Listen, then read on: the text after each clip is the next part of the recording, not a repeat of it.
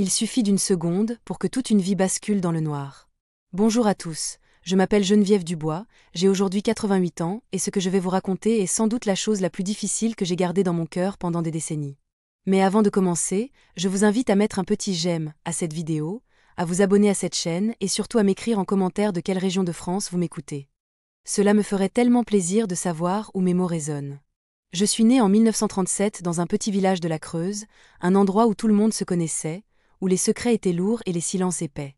J'étais l'aînée d'une fratrie de 4 enfants. Mon père était ouvrier agricole, ma mère femme de ménage. Nous vivions modestement, mais jamais je n'ai manqué de pain ni de tendresse. Petite, je rêvais de devenir infirmière. J'aimais prendre soin des autres, j'aimais écouter les histoires des personnes âgées du voisinage qui venaient me raconter leur vie sous le grand marronnier de la place du village. Mais le destin ne m'a pas laissé choisir. À 16 ans, poussée par la nécessité, j'ai épousé Pierre, un jeune homme du village, un peu plus âgé que moi. Mes parents disaient qu'il était sérieux, travailleur, qu'il m'assurerait un avenir stable. Ce que personne n'a vu, ou que tout le monde a préféré ignorer, c'était le poids de sa famille sur ses épaules. Pierre était l'aîné de 9 enfants, et ses parents comptaient sur lui pour aider à faire vivre la maisonnée. Au début, Pierre était gentil, prévenant. Il me couvrait de compliments devant les autres. Mais dès que la porte se fermait derrière nous, son visage changeait. Il devenait soucieux, accablé, et parfois, son désespoir se transformait en éclats de voix. La première dispute est arrivée sans prévenir, un soir de 1955, parce que j'avais acheté une petite robe pour moi au lieu d'un vêtement pour l'une de ses jeunes sœurs. Je n'ai rien dit, ni à ma mère, ni à mes amis. À qui aurais-je parlé de toute façon? Dans notre monde, une femme devait comprendre, une femme devait soutenir. Les années ont passé, je suis tombée enceinte. Puis de nouveau, 5 enfants sont nés, chacun espacé d'1 an et demi ou 2 ans. Chaque grossesse me fragilisait un peu plus. Chaque accouchement me laissait plus seule, plus usée. Pierre, lui, devenait de plus en plus absent. Le travail à l'usine était dur, les salaires à peine suffisants pour nourrir tout ce monde. L'alcool, lui, entrait dans la maison comme une marée noire. Et moi, je disparaissais. Je faisais tout pour éviter les tensions. Je préparais ses repas avec soin. Je tenais la maison d'une main de fer. Je portais toujours un sourire devant les voisins, mais à l'intérieur, je n'étais plus qu'une ombre. Je n'avais que 26 ans et je me sentais déjà vieille. Le soir où tout a basculé, c'était en avril 1963. Il faisait doux, un vent léger caressait les rideaux. Les enfants dormaient paisiblement. Pierre était rentré plus tôt que prévu, ivre-mort. Il râlait, pestait contre tout, le gouvernement, son patron, le manque d'argent. Je faisais de mon mieux pour l'ignorer. J'avais mis les enfants au lit. J'avais préparé une soupe chaude, du pain frais. Mais ce soir-là, rien n'aurait pu calmer sa rage. Il a renversé la table d'un coup de pied. La vaisselle s'est brisée en 1000 morceaux sur le sol. J'ai sursauté, tremblante. Je savais que si je faisais un geste de travers, ce serait pire. Je n'ai rien dit. Je n'ai pas crié. Je n'ai pas bougé. Mais il a vu la peur dans mes yeux. Et ça l'a rendu fou. Il a traversé la pièce en 2 enjambées. Il m'a attrapé par le bras. J'ai senti ma tête partir en arrière, mes pieds quitter le sol. Il m'a traîné jusqu'à la porte, l'a ouverte d'un geste brutal, et m'a jeté dehors. La nuit m'a englouti. Le froid a mordu ma peau à travers ma robe légère. Je voulais me relever. Mais avant que je ne puisse bouger, j'ai senti un coup violent dans mon dos. Je suis tombée. Et tout s'est brisé. Je me souviens encore du bruit. Un craquement sourd, horrible, venu de mon propre corps. Je me souviens de la douleur fulgurante, de mes jambes qui refusaient de répondre. Et du ciel noir au-dessus de moi, indifférent à ma détresse. Pierre est retourné à l'intérieur sans un mot. Il a refermé la porte. Et moi, je suis restée là, allongée sur le sol gelé, incapable de bouger, incapable de hurler, incapable même de pleurer. Le temps s'est étiré comme une vieille corde. Je ne sais pas combien de minutes, d'heures, je suis restée ainsi. Je me souviens seulement du froid qui remontait en moi comme un poison. Et de mes pensées qui devenaient de plus en plus confuses. Je pensais à mes enfants, à leurs petits visages endormis, à leur souffle paisible derrière les murs de la maison. Personne ne viendrait m'aider. Personne n'oserait défier Pierre. Et moi je n'étais déjà plus qu'un poids mort dans la nuit. Quand l'aube a commencé à poindre, un mince filet de lumière grise sur l'horizon, j'ai entendu des pas. Ce n'était pas Pierre. C'était ma fille aînée, alors âgée de 7 ans. Elle était sortie chercher de l'eau au puits et elle m'a vue, gisant là, bleue de froid. Elle a crié. Elle a hurlé si fort que la voisine, Madame Martin, est sortie de chez elle. Elle a couru vers moi, m'a recouverte d'un drap. Elle a envoyé son mari chercher de l'aide. Je ne pouvais pas parler. Je ne pouvais pas bouger. Quand les secours sont arrivés, mon regard s'est éteint. Je me suis réveillée 3 jours plus tard, dans un lit d'hôpital à Guéret. La lumière était blafarde. Tout sentait le désinfectant et le métal froid.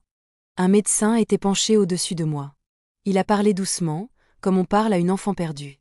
Je n'ai pas tout compris tout de suite. Je ne voulais pas comprendre. Mais ces mots ont fini par percer la brume. Votre colonne vertébrale est gravement atteinte, Madame Dubois. Vous ne pourrez plus marcher comme avant. Je n'ai rien répondu. Je n'ai pas pleuré. Je suis restée là, immobile, en sentant que plus rien ne serait jamais pareil. Ils m'ont gardé 2 mois à l'hôpital. 2 mois à regarder les murs, à entendre les chariots grincer dans les couloirs, à sentir mon corps s'atrophier lentement.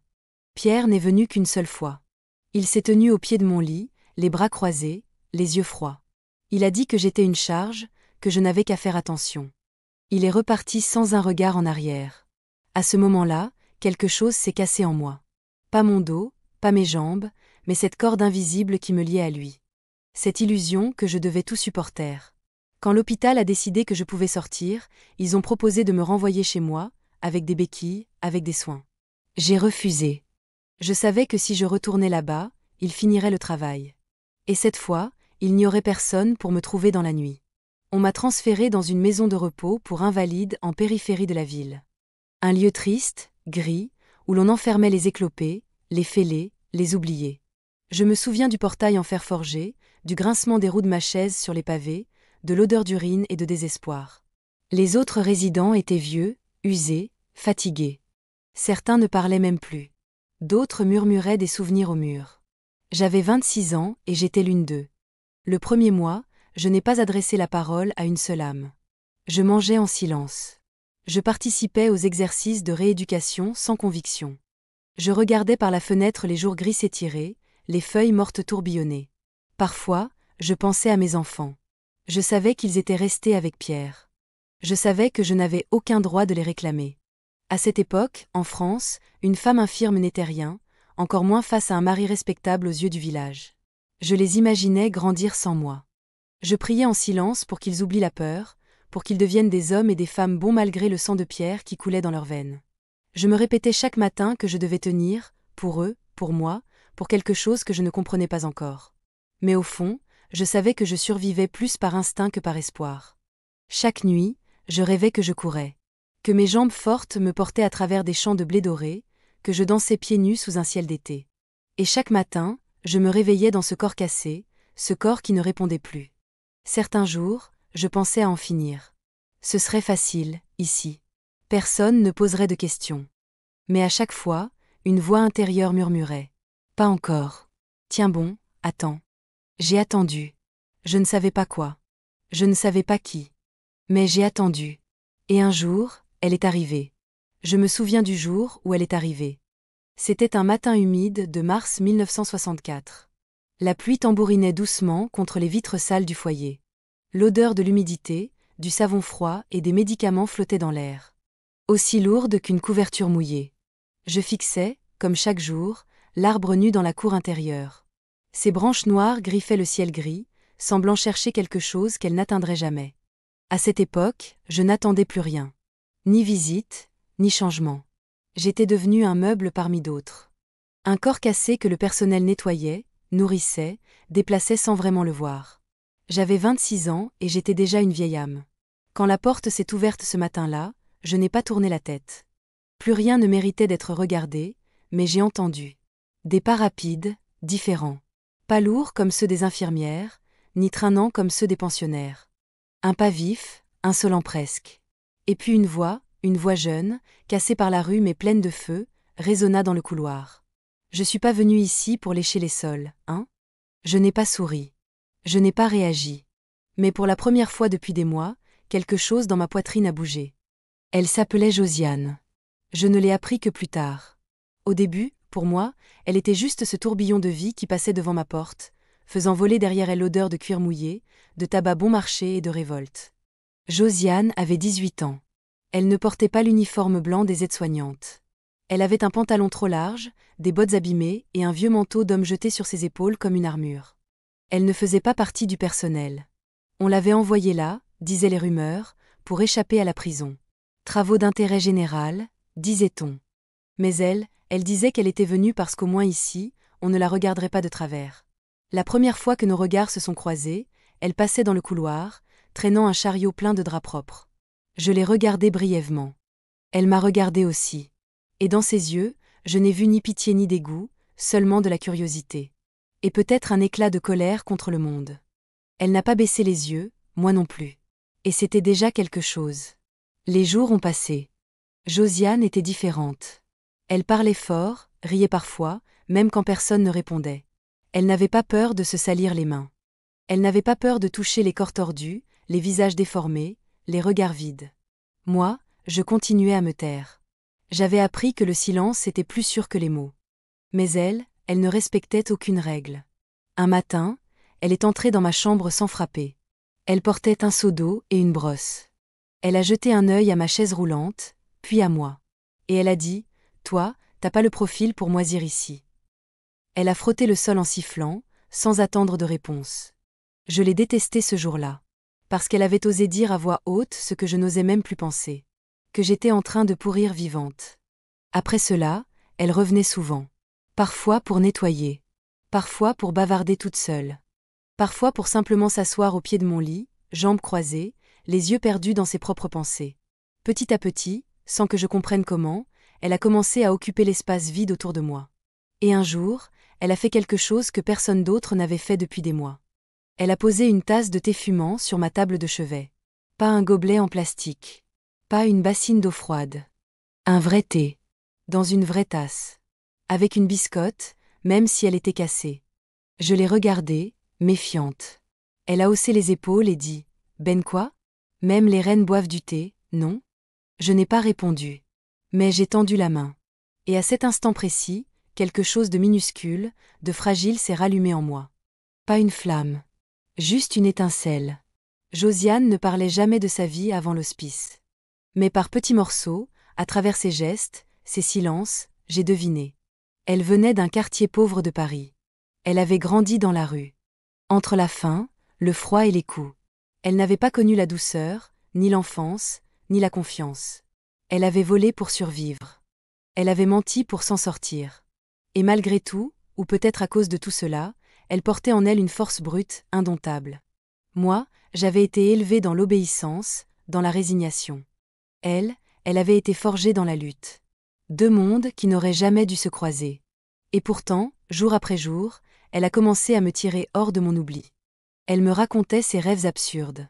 Acheter un jour une caravane et traverser toute la France. Devenir dresseuse de chiens. Ouvrir une librairie où on pourrait aussi boire du vin. Des rêves de gamine cabossée. Je l'écoutais sans parler. Mais à l'intérieur, je souriais. Un jour, elle a posé une vieille radio sur ma table de chevet. Elle a tourné les boutons jusqu'à trouver une chanson. Et sans me demander mon avis, elle a attrapé mes mains et les a fait bouger au rythme de la musique. J'ai protesté faiblement. Elle a ri. Et pour la première fois depuis des mois, peut-être depuis des années, j'ai ri aussi. Pas un grand éclat sonore. Un petit souffle. Un frémissement. Mais c'était un début. Un tout petit début. À mesure que les semaines passaient, je recommençais à sentir mon corps. Pas mes jambes, non. Mais mes bras. Mes mains. Mon dos. Avec Josiane, j'ai réappris à me redresser un peu plus. À me tenir droite dans ma chaise. À remuer mes épaules. À relever la tête. Elle disait que je devais avoir l'air d'une reine. Même si je ne pouvais plus marcher. Elle me parlait comme si j'étais encore entière. Et petit à petit, je me suis surprise à vouloir le redevenir. Pas pour Pierre. Pas pour les autres. Pour moi. Parce que j'existais encore. Parce que tant que je pouvais rire, respirer, penser, je n'étais pas finie. Le printemps est arrivé timidement. Dans la cour de l'hospice, quelques fleurs sauvages ont percé entre les dalles.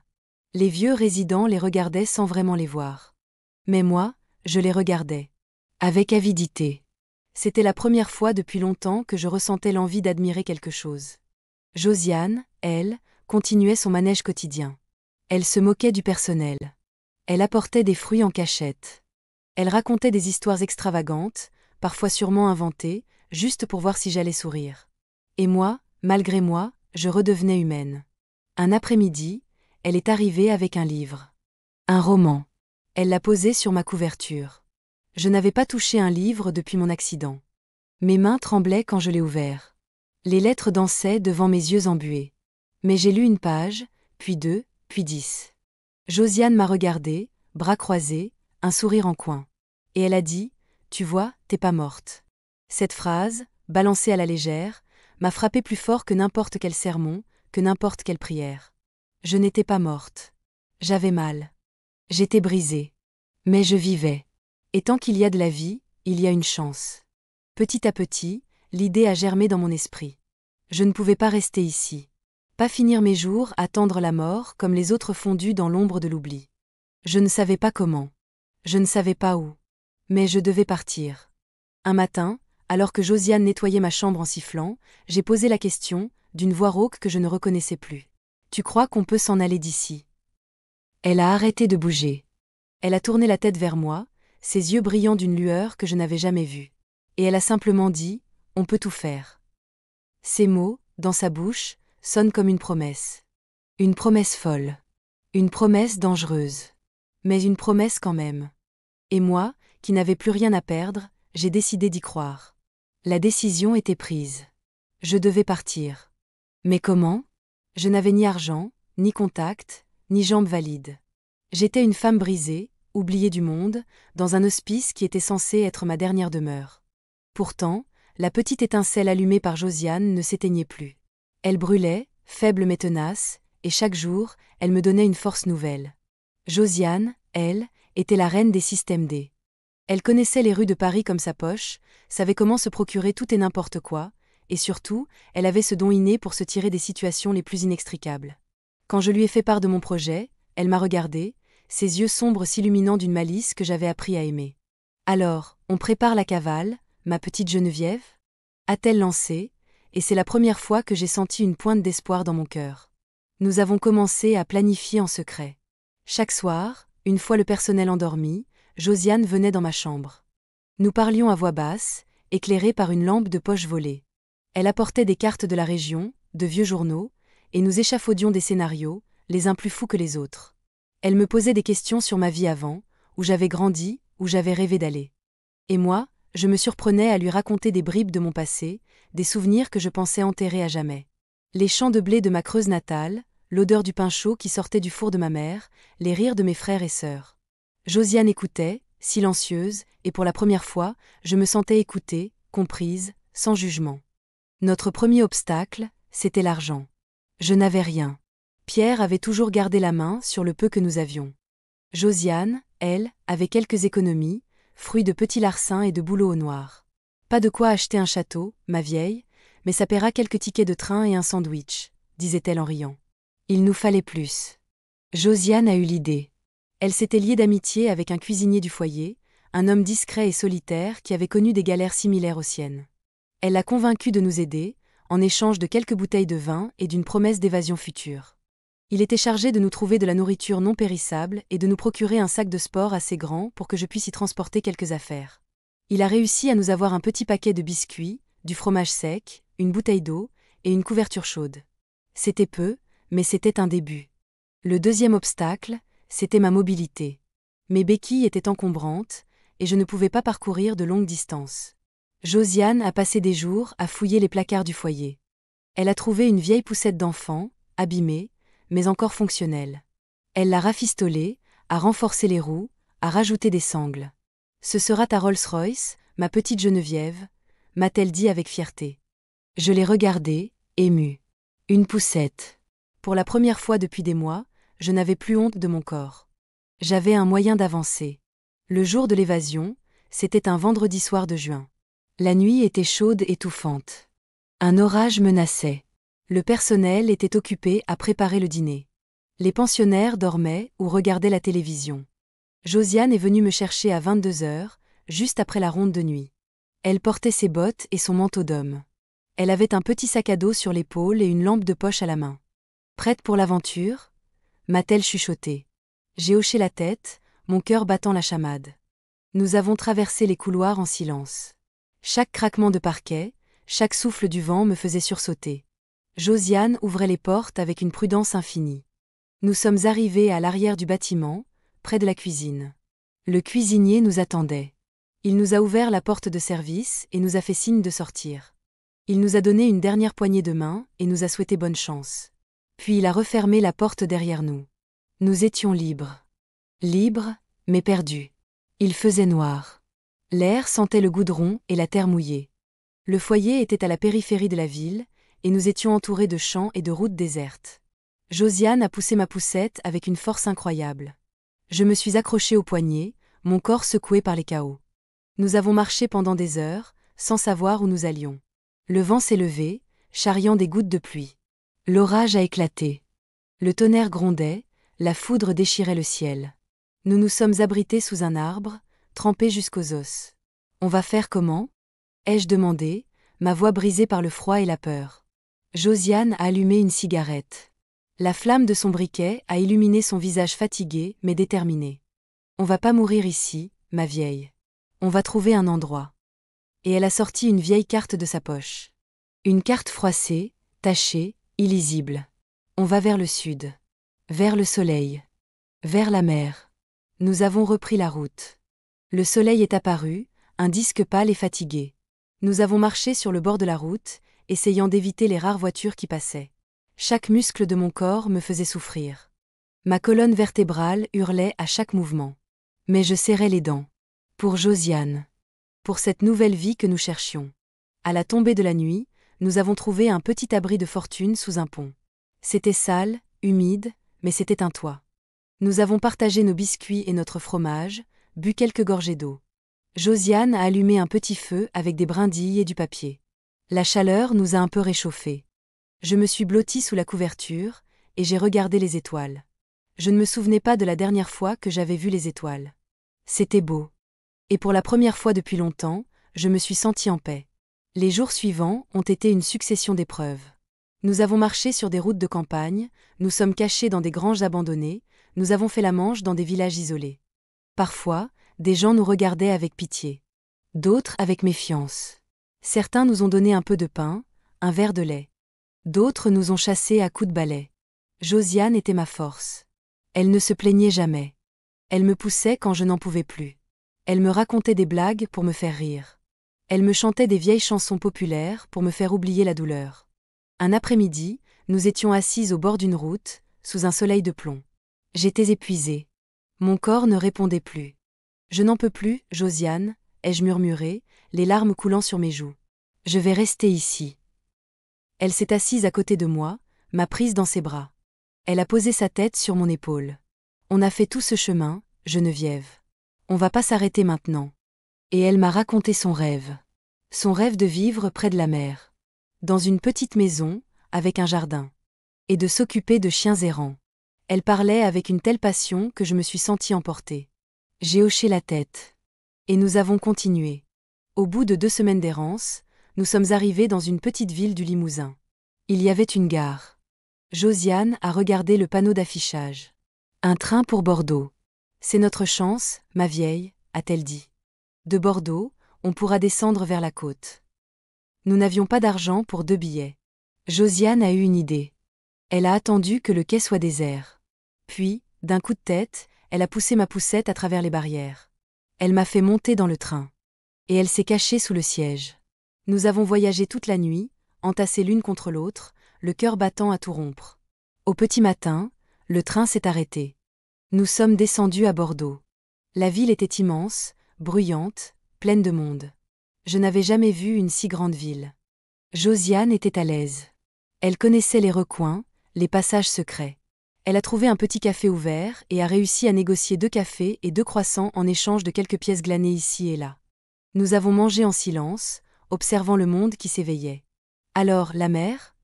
Ai-je demandé, la voix pleine d'espoir. Josiane a souri. Patience, ma vieille. On y est presque. Nous avons passé la journée à marcher, à chercher. Josiane a trouvé un petit boulot temporaire dans une cuisine de restaurant, à laver la vaisselle. Elle travaillait le jour, et le soir, elle venait me chercher là où j'avais pu trouver un abri. Chaque soir, elle ramenait un peu d'argent, un peu de nourriture. Nous économisions sou par sou. La mer nous appelait. Et nous savions que nous y arriverions. Bordeaux a été notre point de départ, le tremplin vers l'inconnu, mais aussi l'endroit où notre amitié a pris toute sa force. Josiane travaillait le jour dans cette cuisine de restaurant, lavant la vaisselle avec une énergie farouche. Les nuits, elle me retrouvait. Parfois, elle me racontait ses journées, les éclats de voix du chef, l'odeur entêtante des graisses, la fatigue qui lui rongeait les os. Mais elle ne se plaignait jamais. Elle disait toujours « C'est mieux que le foyer, ma vieille. Au moins, ici, on bouge. » Moi, j'attendais. J'attendais son retour comme un enfant attend Noël. Pendant la journée, je trouvais refuge dans des recoins de la ville, un banc public sous un arbre, le porche d'une église, un coin de marché où l'agitation me permettait de me fondre dans la masse. Mon corps me faisait toujours souffrir. Chaque mouvement était une douleur sourde qui remontait de ma colonne. Mais l'esprit, lui, était plus léger. J'observais les visages, j'écoutais les bribes de conversation, et je me sentais vivante. Différente, mais vivante. Un soir, Josiane est arrivée avec une petite sacoche en cuir. Elle l'a ouverte devant moi, et à l'intérieur, il y avait une petite liasse de billets froissés. « C'est ça, le grand départ », a-t-elle annoncé, les yeux brillants. Nous avions assez pour un billet de train pour Arcachon. De là, disait Josiane, la mer était à portée de main.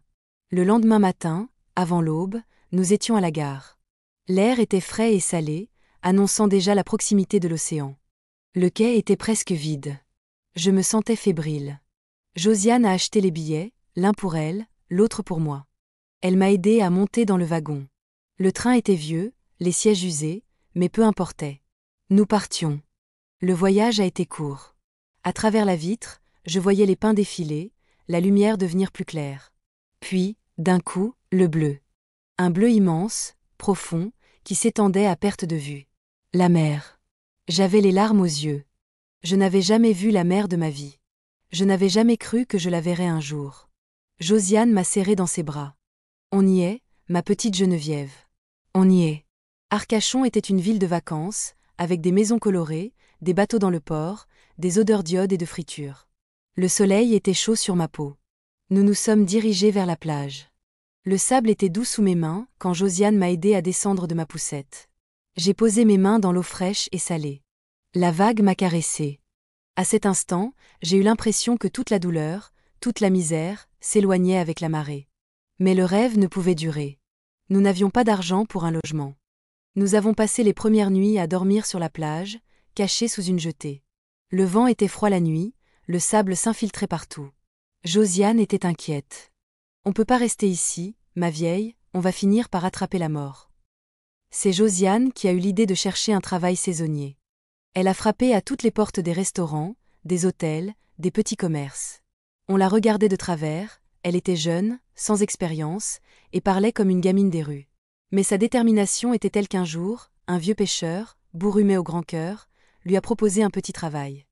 Il avait besoin d'aide pour nettoyer son bateau, réparer ses filets. Le travail était dur, les mains de Josiane étaient abîmées par les cordes et le sel. Mais elle ramenait de quoi manger et un peu d'argent.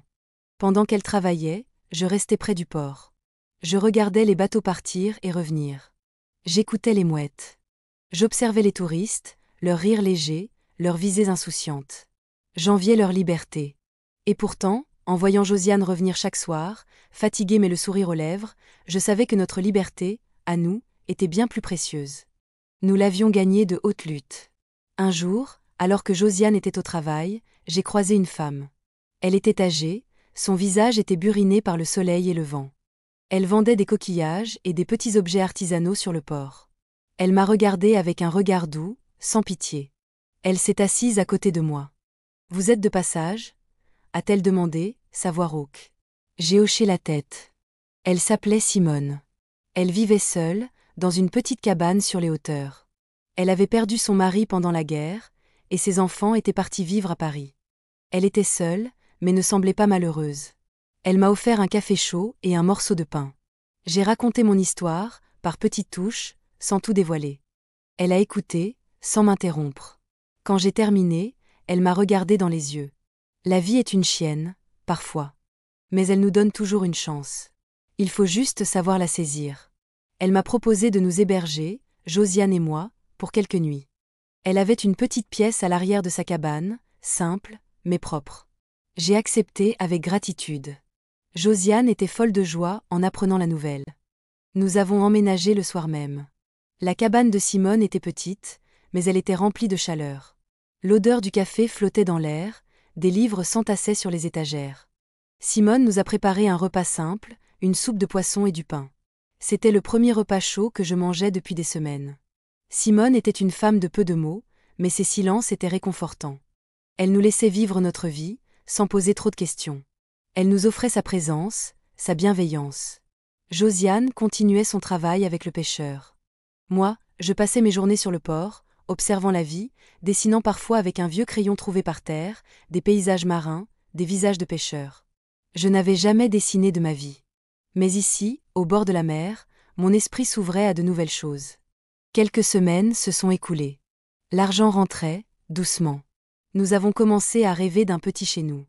Pas une maison, non, juste un petit coin à nous. Josiane a repéré une caravane à vendre, une vieille caravane rouillée, abandonnée au fond d'un champ.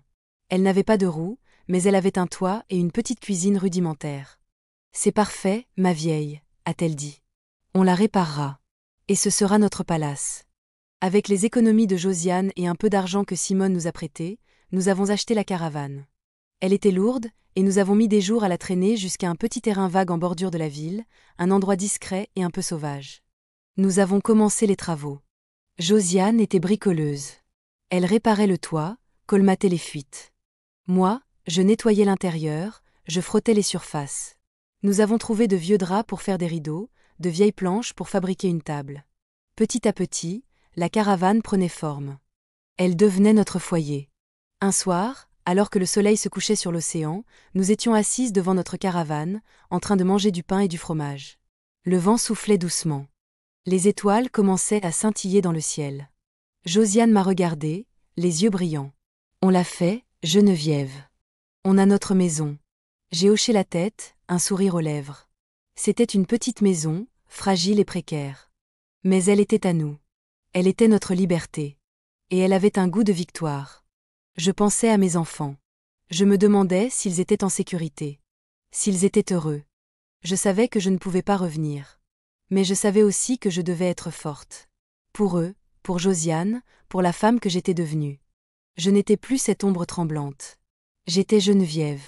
Et j'allais vivre.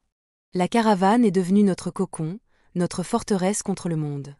Un petit havre de paix, simple, sans fioritures, mais qui avait le goût de la liberté. Josiane et moi, nous y avons créé nos propres routines, nos propres rituels.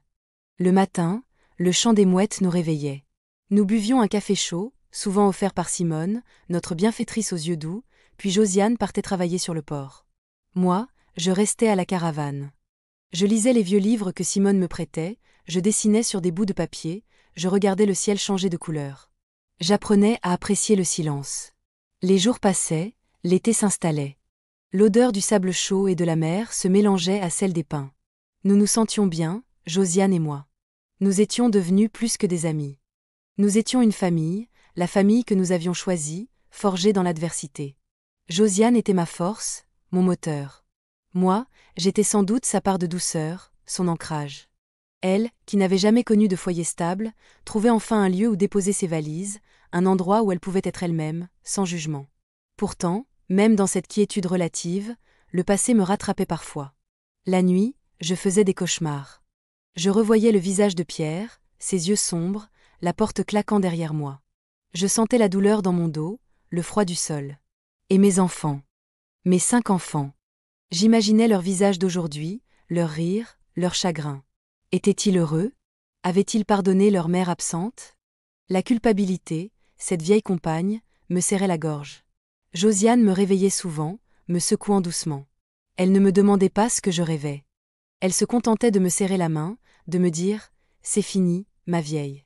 T'es en sécurité ici. » Et ces mots étaient une encre dans la nuit.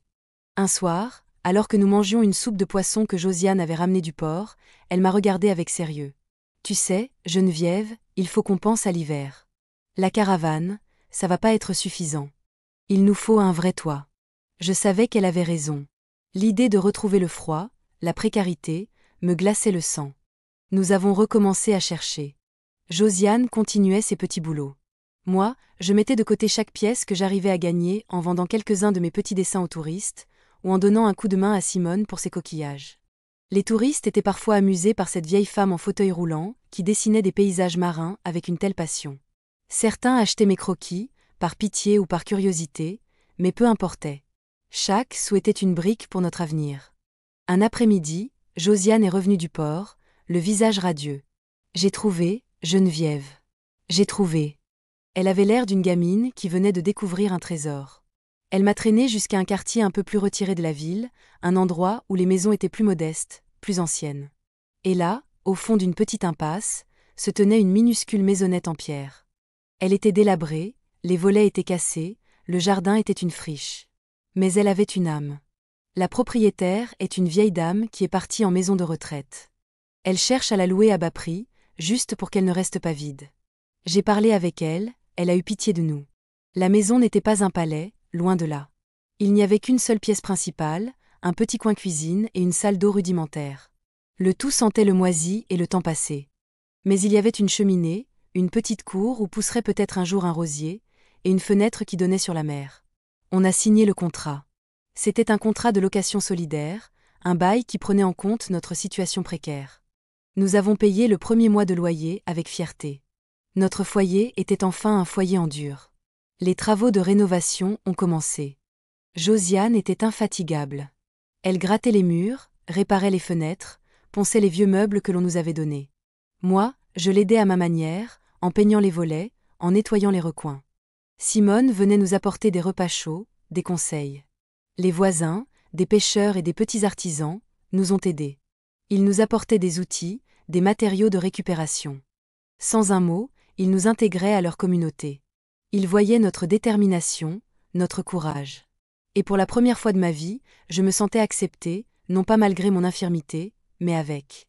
Le jour où nous avons posé nos premières affaires dans la maison, il faisait un soleil radieux. L'odeur de la peinture fraîche se mêlait à l'air marin. J'ai regardé Josiane, son visage couvert de sueur et de poussière, mais un immense sourire aux lèvres. On y est, Josiane, lui ai-je dit, la voix pleine d'émotion. On y est vraiment. La vie s'est installée dans cette petite maison. Josiane a trouvé un travail plus stable, être cuisinière dans un petit restaurant du port. Elle travaillait beaucoup, mais elle était heureuse. Elle économisait pour son rêve de caravane, pour son avenir. Moi, je passais mes journées à peindre.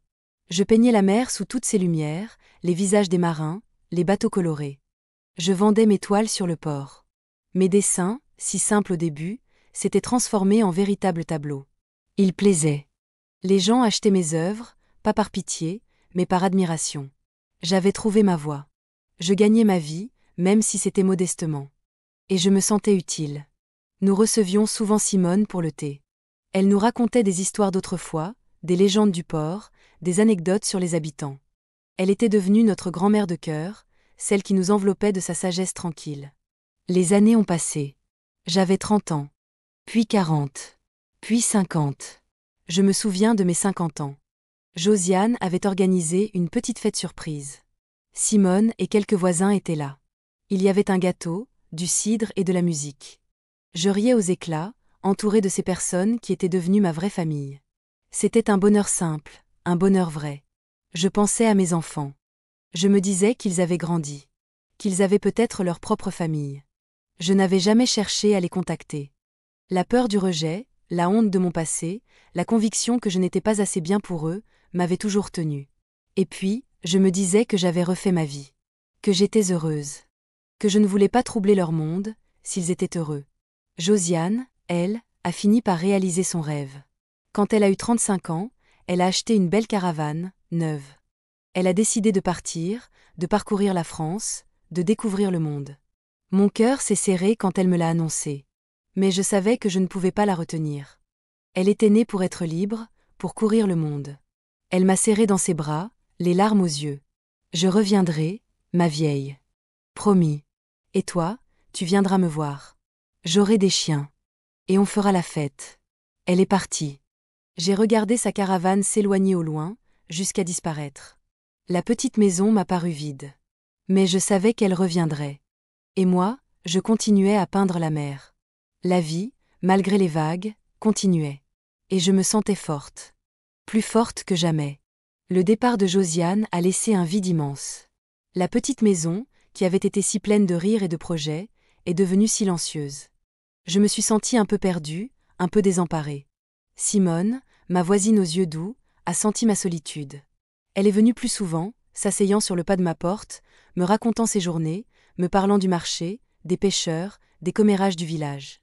Sa présence était un baume pour mon âme. Mais le temps passe, implacable. Simone, elle aussi, a commencé à faiblir. Ses pas sont devenus plus lents, sa voix plus fragile. Un matin, elle ne s'est pas levée. Les voisins l'ont retrouvée paisiblement endormie pour l'éternité. J'ai pleuré sa mort, comme on pleure une mère, une sœur. Elle avait été mon ancre, mon phare dans la tempête. Sa disparition a ravivé en moi la vieille peur de l'abandon, la peur de me retrouver seule, face à mon corps brisé et à mes souvenirs. J'avais maintenant une 60aine d'années. Les hivers devenaient plus longs, plus rigoureux.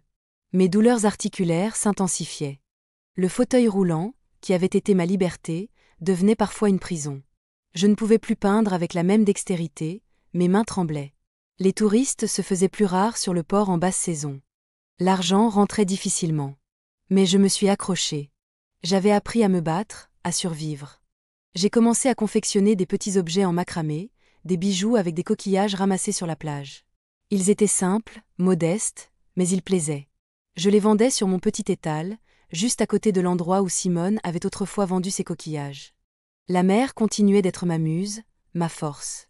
Les années s'étiraient, chacune laissant son empreinte sur mon visage, sur mon corps. J'avais des rides profondes au coin des yeux, des cheveux blancs comme la neige. J'étais devenue une figure du port, la vieille Geneviève en fauteuil roulant qui vend ses coquillages. Les enfants venaient me parler, me demander des histoires de la mer. Je leur racontais des légendes de marins, des contes de sirènes, des histoires de poissons géants. Et leurs yeux s'illuminaient. Un jour, une lettre est arrivée. Une lettre avec un timbre de la Creuse. Mon cœur a fait un bond. C'était une lettre de ma sœur cadette, celle que j'avais laissée derrière moi tant d'années auparavant. Elle me disait qu'elle avait entendu dire que j'étais toujours en vie, qu'elle m'avait cherchée. Elle me racontait sa vie, ses enfants, ses petits-enfants. Elle me disait qu'elle me pardonnait, que j'avais eu raison de partir. Elle me proposait de revenir. De les revoir. La lettre m'a transpercée. Mes enfants. Je n'avais plus eu de leurs nouvelles depuis le jour où j'étais partie. La peur, la culpabilité, le chagrin, tout est remonté à la surface. Devais-je les recontacter ? Avaient-ils pardonné ? Ou me rejetteraient-ils, une fois de plus ? J'ai gardé la lettre près de moi pendant des jours, sans oser y répondre. Puis, la curiosité a été la plus forte. J'ai écrit à ma sœur. Nous avons échangé plusieurs lettres. Elle m'a donné des nouvelles de mes enfants. Mon aînée, Marie, était devenue institutrice. Jean, le deuxième, était agriculteur, comme mon père. Sophie était partie vivre à Paris. Luc, le plus jeune, était parti travailler en usine. Et le petit dernier, Paul, lui, était mort jeune, dans un accident de voiture. Cette nouvelle m'a dévastée. Mon bébé. Mon petit Paul. Mort sans que je ne l'ai revu. Je me suis effondrée en larmes, une douleur insoutenable me transperçant le cœur. Après la nouvelle de la mort de Paul, ma sœur m'a poussée à reprendre contact avec mes enfants. Ils t'attendent, Geneviève. Ils ont besoin de toi. Et toi, tu as besoin d'eux. L'idée me terrorisait. Mais quelque chose en moi me disait qu'elle avait raison. Je devais affronter mon passé. J'ai écrit à Marie, ma fille aînée. J'ai raconté mon histoire, la vérité de ce qui s'était passé ce soir-là, ma fuite, ma reconstruction. J'ai attendu sa réponse avec une angoisse terrible. Les jours ont passé. Puis, une lettre est arrivée. Une lettre froide, distante. Marie me disait qu'elle avait une enfance difficile, qu'elle avait dû s'occuper de ses frères et sœurs, que mon départ avait été un traumatisme. Elle me disait qu'elle avait pardonné, mais qu'elle ne pouvait pas oublier. Elle ne me demandait pas de revenir. La déception a été amère. J'avais espéré un mot de tendresse, un signe de réconciliation. Mais il n'y avait rien. J'ai écrit à Jean, puis à Sophie. Les réponses ont été similaires. Polies, distantes, pleines de reproches sous-jacents. Je n'étais pas leur mère. J'étais une femme qui les avait abandonnés. J'ai compris. Ils avaient refait leur vie sans moi. Ils avaient construit leur propre famille, leurs propres souvenirs. Et dans leurs récits, je n'avais pas de place. J'étais une ombre, un fantôme du passé qu'ils préféraient oublier. Le chagrin m'a envahi. Ce n'est pas le fauteuil roulant qui me faisait mal, pas la solitude qui me rongeait. C'était ce rejet, cette incapacité à retrouver mes propres enfants. La vieille Geneviève du port, celle qui racontait des histoires et vendait ses coquillages, s'est un peu éteinte. Je suis restée plus souvent dans ma petite maison. Je continuais à peindre, mais sans la même joie. Je regardais la mer, et je me sentais une fois de plus à la dérive. Un jour, Josiane est revenue. Elle est apparue à ma porte, les cheveux courts, le visage buriné par le soleil et le vent, mais avec ce même regard pétillant que je connaissais si bien. Elle avait parcouru le monde, vu des paysages magnifiques, rencontré des gens extraordinaires. Elle m'a serré dans ses bras. J'ai dit que je reviendrais, ma vieille. Et j'ai tenu ma promesse. Elle a tout de suite senti ma détresse. Je lui ai raconté l'histoire de mes enfants, de leurs lettres. Elle a écouté, sans m'interrompre. Puis elle a pris mes mains. Ils sont aveugles, Geneviève. Ils ne voient pas la femme que tu es devenue. Forte, courageuse, libre. Tu n'as pas besoin de leur pardon. Tu as ta vie. Et tu as ma vie. Et ça vaut plus que tout. Ces mots, une fois de plus, ont été un baume. Elle m'a secoué, m'a forcé à ressortir, à revendre mes coquillages. Elle m'a rappelé qui j'étais. Une survivante. Une battante. Et petit à petit, la lumière est revenue en moi. Je n'avais pas besoin de leur reconnaissance. J'avais besoin de moi. Et de la vie que j'avais construite, brique par brique, avec mes propres mains. Je suis maintenant à 88 ans. Mes enfants ne m'ont jamais recontacté. Ils ne sont jamais venus me voir. Je ne suis pas amère. Pas tout à fait. J'ai compris que parfois, on ne peut pas forcer l'amour. On ne peut pas réparer le passé. Mais on peut construire un avenir. Et moi, je l'ai fait. Avec Josiane, avec Simone, avec le vent et la mer. J'ai eu une vie riche. Pas celle que j'avais rêvée, non. Mais une vie pleine de combats, de petites victoires, de belles rencontres. Et ça vaut tout l'or du monde. Le temps, avec sa lenteur implacable, continuait de tisser la toile de ma vie. Les années se sont transformées en décennies. J'avais désormais plus de 70 ans.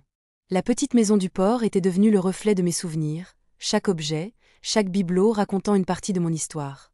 Mes tableaux de la mer, accrochés au mur, témoignaient des innombrables heures passées à observer l'océan, à capturer ses humeurs changeantes. Josiane venait me voir régulièrement. Ses visites étaient comme des bouffées d'air frais, pleines de ses récits de voyage, de ses nouvelles rencontres. Elle avait toujours ce rire franc, cette énergie débordante, malgré les années qui passaient aussi pour elle. Elle avait des rides au coin des yeux, des cheveux grisonnants, mais son esprit était aussi vif qu'au premier jour.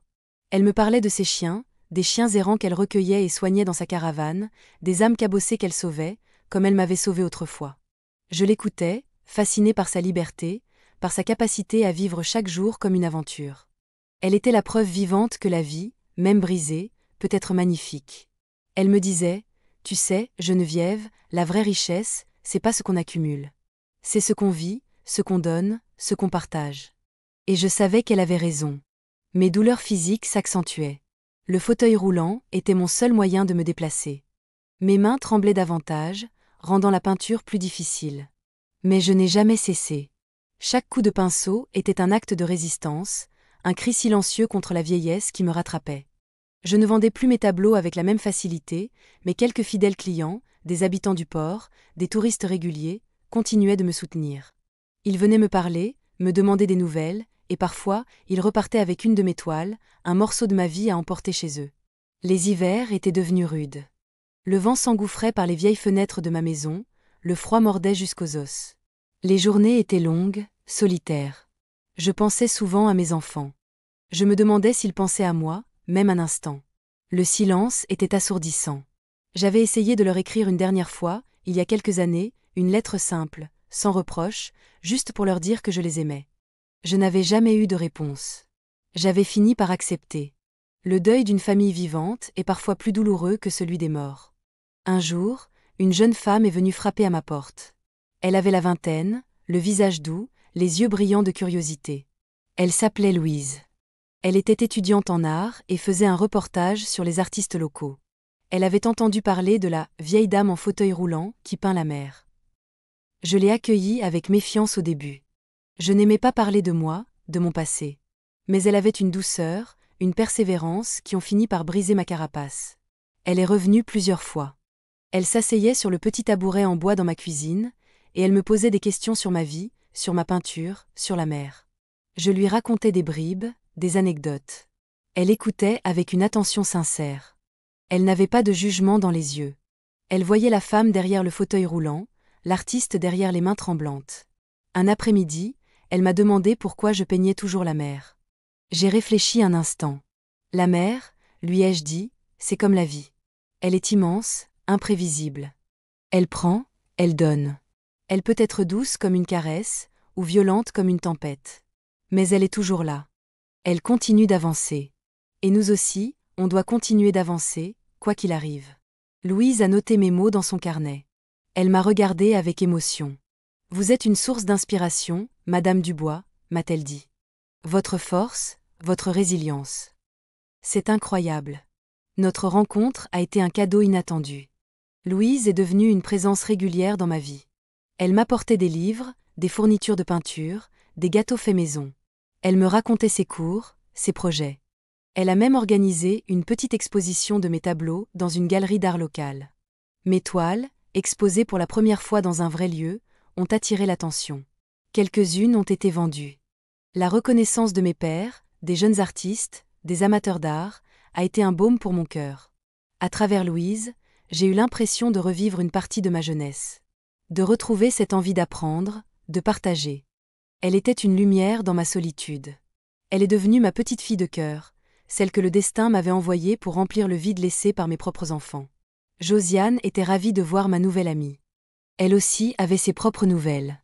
Elle avait décidé de s'installer dans un petit village de Provence, près de la mer, pour ouvrir un refuge pour chiens errants. Elle m'a proposé de venir vivre avec elle. L'idée m'a tentée. Le soleil, la chaleur, la compagnie de Josiane. Mais je ne pouvais pas quitter ma petite maison, mon port, ma mère. C'était devenu une partie de moi. Tu as ta vie, Geneviève. Moi, j'ai la mienne. Mais on sera toujours la l'une pour l'autre, quoi qu'il arrive, m'a-t-elle dit en me serrant dans ses bras. Et je savais que c'était vrai. Notre lien était indéfectible, plus fort que la distance, plus fort que les années. J'ai continué à vivre ma vie simple, au rythme des marées. J'étais entourée de la bienveillance des voisins, des rares amis que j'avais au port. Je recevais les visites de Louise, de temps en temps. Je savais que la fin était proche. Mon corps était fatigué. Mes douleurs étaient constantes. Mais mon esprit, lui, était en paix. J'avais survécu. J'avais aimé. J'avais créé. Je n'avais peut-être pas eu la vie que j'avais rêvée petite fille, dans la Creuse. Je n'avais pas eu le bonheur d'être entourée de mes enfants et de mes petits-enfants. Mais j'avais trouvé ma propre voie, ma propre famille, mon propre bonheur. Un bonheur simple, sans prétention, mais un bonheur vrai. Et cela, personne ne pouvait me l'enlever. J'ai maintenant plus de 80 ans. Mon corps est une carte routière de mes douleurs, chaque ride, chaque cicatrice racontant un chapitre de ma vie. Les matinées sont plus difficiles. Il me faut plus de temps pour me lever, pour me préparer. Les douleurs dans ma colonne vertébrale sont constantes, un compagnon fidèle qui ne me quitte jamais. Mais je ne me plains pas. Je ne suis pas de celles qui se lamentent.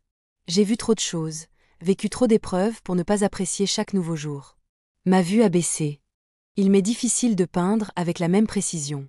Mes tableaux sont devenus plus abstraits, des éclats de couleurs, des touches de lumière qui tentent de capturer l'essence de la mer, plutôt que sa forme exacte.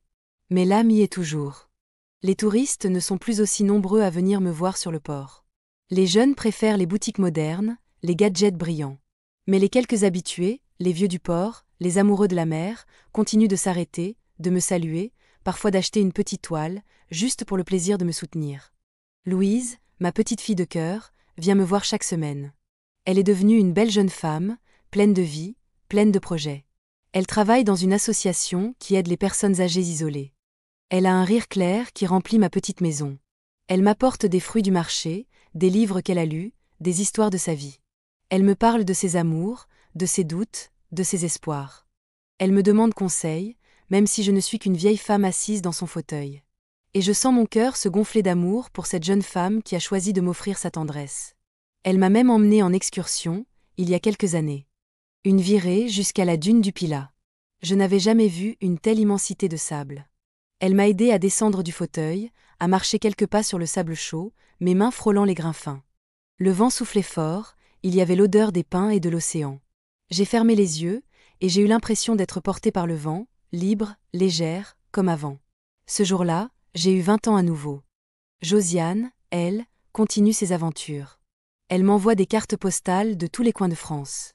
Des photos de ses chiens, des paysages magnifiques, des visages souriants. Elle n'a pas oublié sa promesse.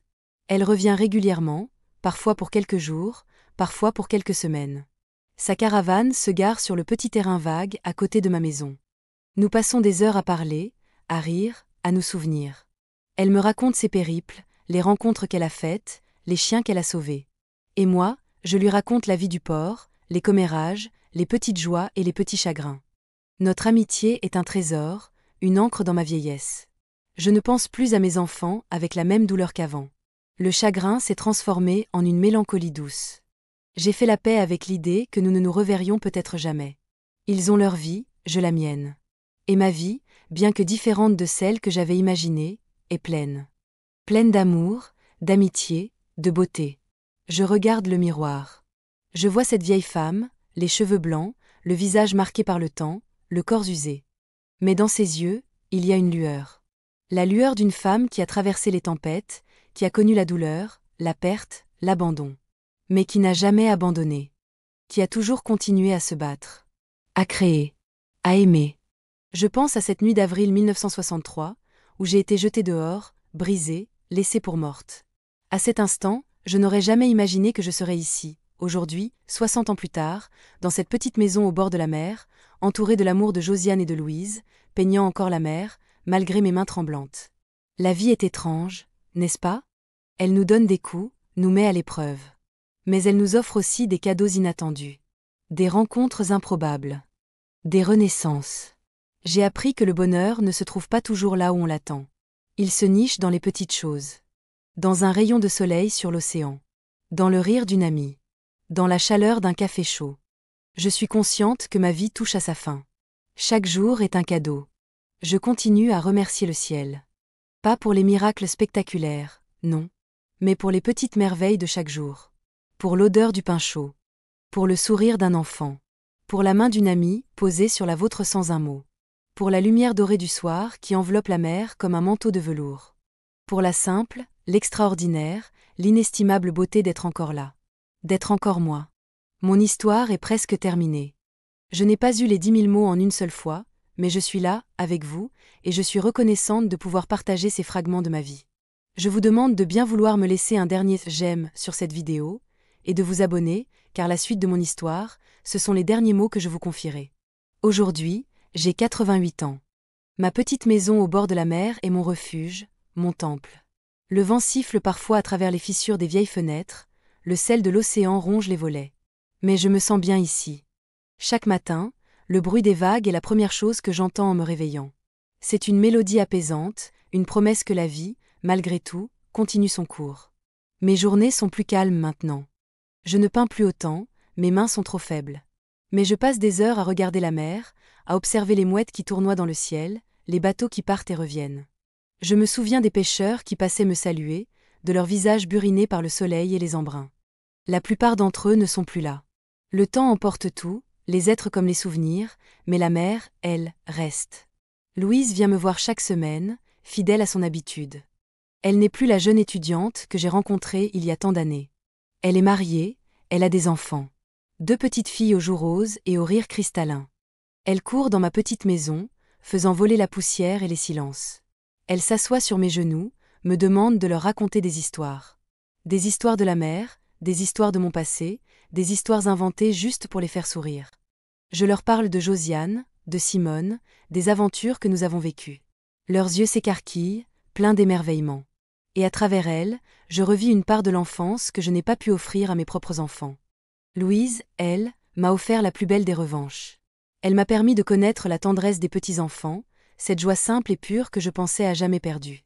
Elle ne le sait pas, mais chaque fois qu'une de ces petites filles m'appelle « Mamie Geneviève », mon cœur fait un bond. C'est le plus beau des titres, le plus beau des cadeaux. Josiane, ma Josiane, a fini par poser ses valises. Le refuge pour chiens qu'elle a créé en Provence est devenu une référence. Elle a sauvé des centaines d'animaux, leur a offert une seconde chance. Elle est venue me voir il y a quelques mois, les cheveux entièrement blancs, le visage marqué par le soleil et le vent, mais avec ce même regard de braise. Elle a posé une main rugueuse sur la mienne. On a fait du chemin, ma vieille, hein? M'a-t-elle dit, un sourire en coin. Et on n'a pas fini. Nous avons passé quelques jours à nous remémorer nos aventures, nos galères, nos fous rires. Elle a même poussé mon fauteuil roulant jusqu'à la plage, comme au bon vieux temps. Nous avons regardé le soleil se coucher sur l'océan, le ciel se parer de 1000 couleurs. Et j'ai senti une paix profonde m'envahir. Notre amitié est un pilier, une évidence.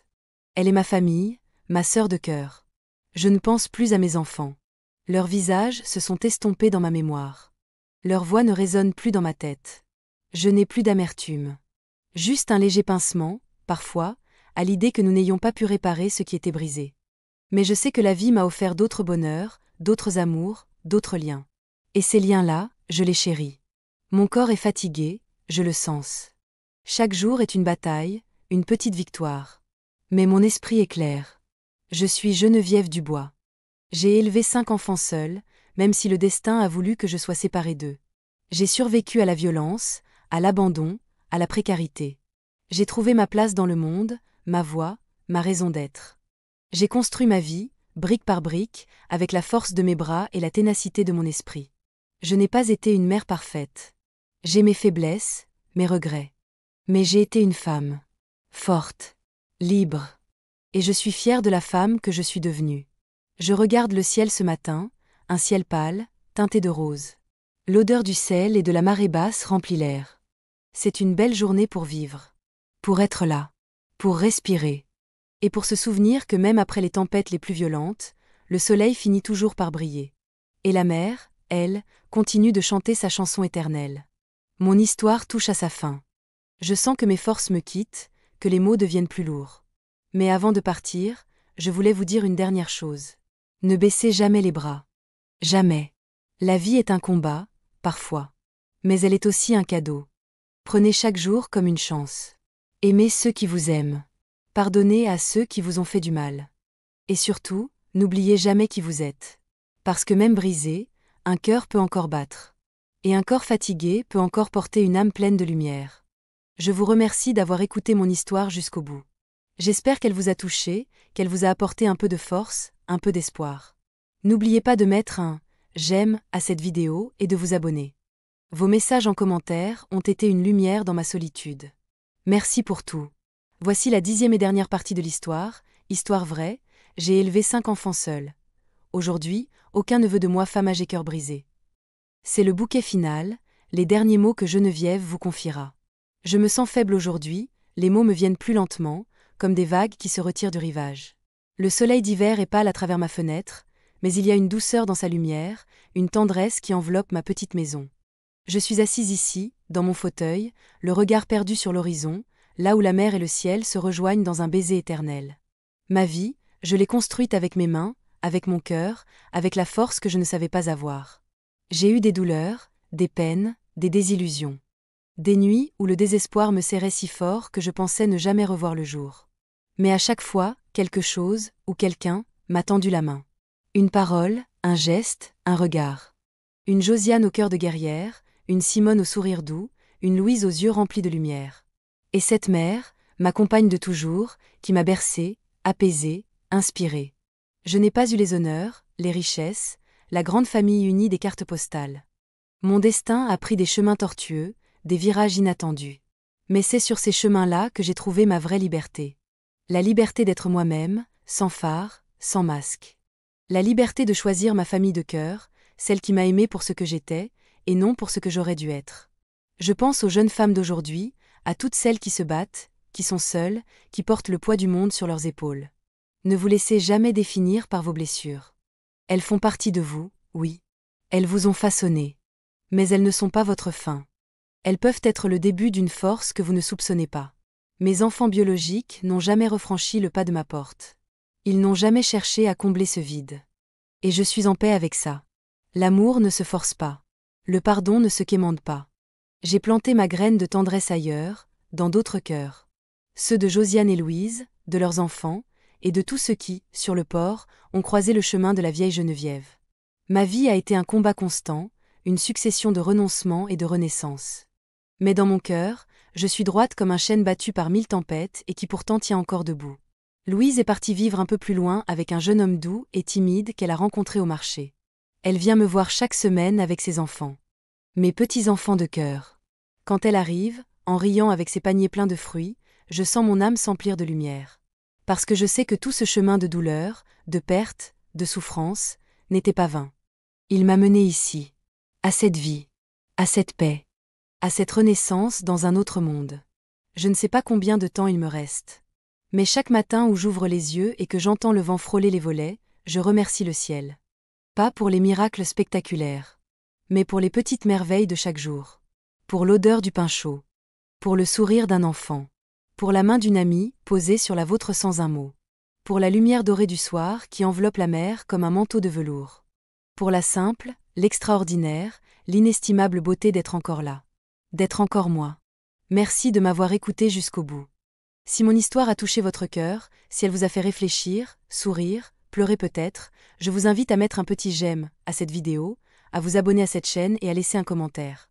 Cela me fera plaisir de lire vos mots, de savoir que ma voix, même fatiguée, a pu résonner en vous. Adieu. Et n'oubliez jamais de vivre, de tout votre être.